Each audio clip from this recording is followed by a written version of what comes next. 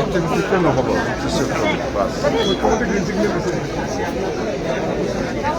Signal দিছে না নাই আপোনাৰ কিন্তু প্ৰমোদ বৰাই এটা কথা কৈছে, ইয়াৰ দায়িত্বত আপুনি নাই, এছাৰৰ দায়িত্বত আপুনি নাই, আপোনাৰ কোনো হেৰি শক্তি নাই ইয়াত, তেনেকৈ কৈছে প্ৰমোদ বৰাই কৈছে।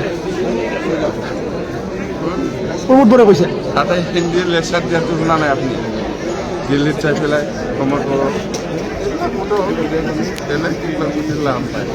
মই প্ৰবৰ্তন নহয়, মই কৈ লৈছোঁ নাই এছাৰৰ মই নিজে দায়িত্ব বুলি মোক কৈছে।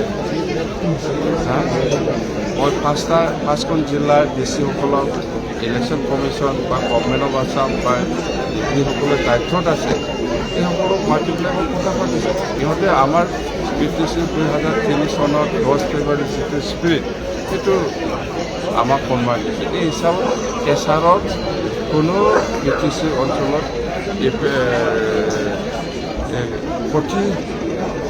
ক্ষতি কৰাটো কাম কৰিব আসনৰ ভাগ বতৰাৰ ক্ষেত্ৰত কি ধৰণে আলোচনা এইবিলাক কৰিলে আলোচনা কৰা কিন্তু ছাৰ BTCৰ বাহিৰতো আপোনাৰ খেলিব নেকি?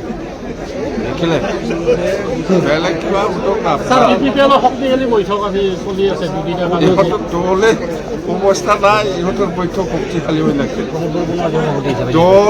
দলৰ অৱস্থাই নাই, ইহঁতৰ বৈঠকে কিবা শক্তিশালী হয়। আপোনাৰ BPFৰ পৰিয়াল কেন্দ্ৰিক ৰাজনীতি চলিব বুলি কৈছে পৰিয়াল মোৰ কি পৰিয়াল প্ৰমোদ বড়ো নাকি নিজৰ মাইকীকে এস্কৰ্ট দি পেলাই অফিচিয়েল গাড়ী দি পেলাই পঠোৱা মই তেনেকুৱা নহয়, মোৰ মাইকীটো এনেকুৱা নহয়।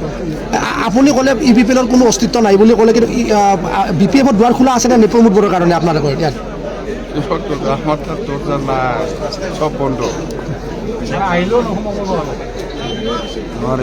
স্যাৰ এই 15টা যি সমষ্টি আছে গোটেইটাতে পাবনে? আপোনালোকে দখল কৰিব পাৰিবনে? আমাৰ শক্তি চাব বিচাৰিছে আৰু আমাৰ শক্তি আৰু চাব বিচাৰিছে আপনি। এবাৰ ৰণনীতি কি হবো স্যাৰ? এই ৰণনীতি আমি সৰকাৰ বনাম, এটাই আমাৰ ৰণনীতি।